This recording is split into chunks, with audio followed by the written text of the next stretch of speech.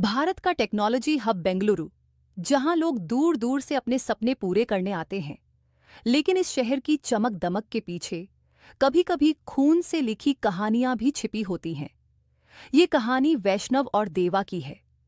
College के दो दोस्त जिनका रिश्ता दोस्ती से प्यार में बदला और फिर एक दिन हिंसा की आग में जलकर राख हो गया।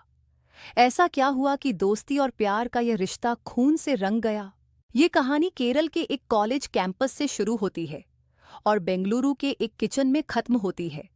वैष्णव और देवा दोनों एक ही कॉलेज में पढ़ते थे।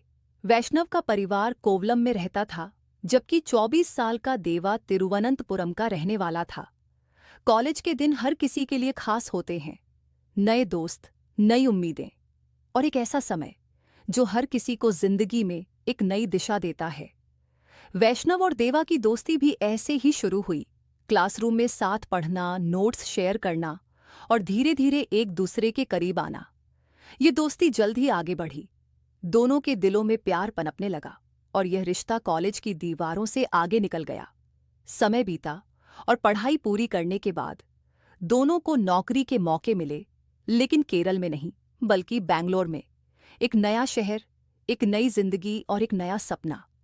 वैष्णव और देवा ने तय किया कि वे यह सफर साथ में शुरू करेंगे। दोनों मार्केटिंग फील्ड में काम कर रहे थे, लेकिन अलग अलग कंपनियों में। दोनों ने साउथ बेंगलुरु में एक अपार्टमेंट किराए पर लिया और एक ही छत के नीचे रहने लगे। ये फैसला उनके लिए आसान था। परिवार को भी यह जानकर सुकून मिला कि उनके बच्चे किसी अनजान शहर में अकेले नहीं हैं। उन्हें एक दूसरे का सपोर्ट है। बेंगलोर में नई जिंदगी शुरू हुई। वैष्णव और देवा अपने अपने ऑफिस जाते। दिन भर की मेहनत के बाद वे घर लौटते और साथ में खाना बनाते। किचन में प्रेशर कुकर उनका खास साथी था। ये एक सादी जिंदगी थी, लेकिन प्यार से भरी हुई। दोनों का शादी करने का भी इरादा था। परिवार वालों को इस रिश्ते के बारे में पता था और वे इसे मानने को तैयार थे। वैष्णव और देवा की जिंदगी में सब कुछ ठीक चल रहा था, या शायद बाकी सबको लगता था कि सब ठीक है। दोनों 3 साल तक लिव इन रिलेशनशिप में साथ रहे। इस दौरान उनकी जिंदगी में कई बदलाव आए। काम का बोझ बढ़ गया, शहर की भागदौड़ उन्हें थका देने लगी। फिर भी वे एक दूसरे के लिए समय निकालते थे। पड़ोसियों के लिए वे एक आइडियल कपल थे। दोनों नौजवान अपने करियर और रिश्तों में बैलेंस बना रहे थे, लेकिन धीरे धीरे इस रिश्ते में दरारें आने लगीं। जो दोस्त कभी ऑफिस की बातों पर एक दूसरे से बात करते थे, अब समय के साथ चुप और टेंशन में रहने लगे। 3 साल साथ रहने के बाद वैष्णव और देवा के बीच कुछ समय के लिए झगड़े होने लगे। पहले तो ये झगड़े छोटे मोटे होते थे, कभी खाने को लेकर, कभी ऑफिस की थकान को लेकर। लेकिन धीरे धीरे ये झगड़े सीरियस होने लगे। पड़ोसियों ने बताया कि उनके फ्लैट से अक्सर जोर जोर से चीखने चिल्लाने की आवाजें आती थीं। पहले तो किसी ने ज्यादा ध्यान नहीं दिया, क्योंकि हर रिश्ते में उतार चढ़ाव आते हैं और पड़ोसी भी इसे नॉर्मल मानते थे। लेकिन ये झगड़े अब रोजमर्रा की जिंदगी का हिस्सा बन गए थे। जो घर कभी हंसी मजाक और प्यार से भरा रहता था, वह अब गुस्से और टेंशन का अड्डा बन गया था।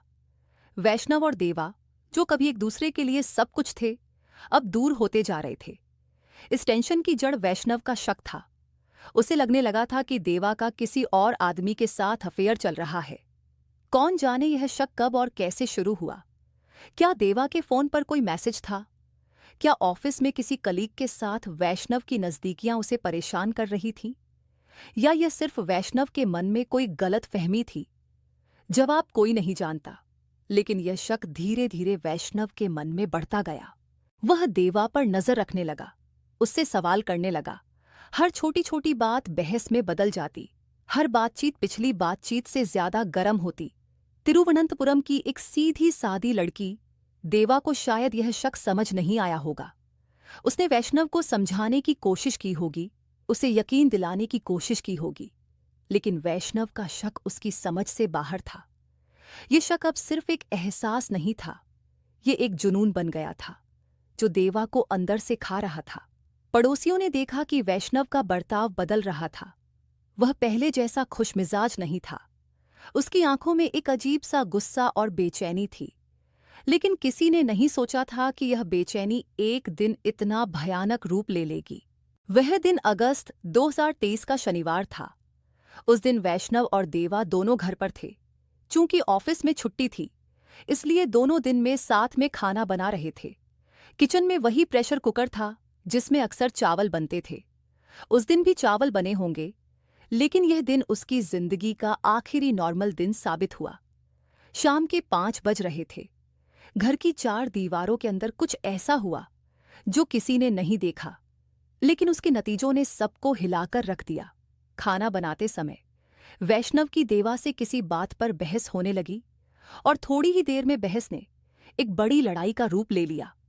अचानक गुस्से में आकर वैष्णव ने किचन में रखा प्रेशर कुकर उठाया और देवा के सिर पर जोर से मारा। वैष्णव यहीं नहीं रुका। उसने प्रेशर कुकर पर तब तक वार किया जब तक देवा की सांसें बंद नहीं हो गईं। खून से सना किचन, जो कभी उनके प्यार का गवाह था, अब मर्डर सीन बन गया था। जो प्रेशर कुकर उनकी रोज की जिंदगी का हिस्सा था, वही उस दिन मर्डर वेपन बन गया। देवा की बेजान बॉडी जमीन पर गिर गई और वैष्णव का गुस्सा ठंडा हो गया। सालों की दोस्ती, प्यार और साथ बिताए पल सब एक पल में खत्म हो गए। मर्डर के बाद वैष्णव वहां से भाग गया। उसने सोचा होगा कि वह इस सच से बच सकता है, लेकिन सच को छिपाना आसान नहीं होता। पड़ोसियों ने कोई शोर सुना होगा या किसी ने कुछ सस्पिशियस देखा होगा। जल्द ही पुलिस को खबर मिली और बेंगलुरु पुलिस मौके पर पहुंच गई। जब घर का दरवाजा खोला गया तो वहां का सीन देखकर पुलिस वाले भी हैरान रह गए। खून से सना प्रेशर कुकर, बिखरी चीजें और देवा की लाश, सब कुछ एक भयानक कहानी बयां कर रहा था। पुलिस ने तुरंत जांच शुरू की। प्रेशर कुकर को सबूत के तौर पर जब्त कर लिया गया। फोरेंसिक टीम ने मौके से सैंपल इकट्ठा की और पड़ोसियों से पूछताछ शुरू की। वैष्णव उस समय घर पर नहीं था, लेकिन उसके भागने से ज्यादा देर तक कोई फायदा नहीं हुआ। पुलिस ने जल्द ही उसे गिरफ्तार कर लिया। पूछताछ में वैष्णव ने जो बताया, उसे सुनकर सब हैरान रह गए। उसने कबूल किया कि उसने देवा को मारा है और इसकी वजह उसका शक था।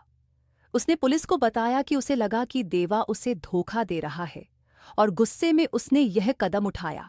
पुलिस के लिए केस साफ था। मर्डर वेपन मौजूद था, गवाहों के बयान थे और वैष्णव ने खुद जुर्म कबूल कर लिया था। लेकिन केस के पीछे एक उलझी हुई कहानी थी। एक ऐसे रिश्ते की कहानी जो प्यार से शुरू होकर मर्डर पर खत्म हुई। वैष्णव को कस्टडी में ले लिया गया और केस कोर्ट पहुंच गया। वैष्णव अब जेल में है और उस पर मर्डर का केस चल रहा है। सजा चाहे जो भी हो, क्या वह देवा को वापस ला पाएगा? क्या वह इस कहानी के साथ दबे सवालों का जवाब दे पाएगा? अब कोई नहीं जान सकता कि वैष्णव का शक सच था या सिर्फ उसकी गलतफहमी। देवा की आवाज हमेशा के लिए खामोश हो गई और उसके साथ इस कहानी का एक हिस्सा भी गायब हो गया।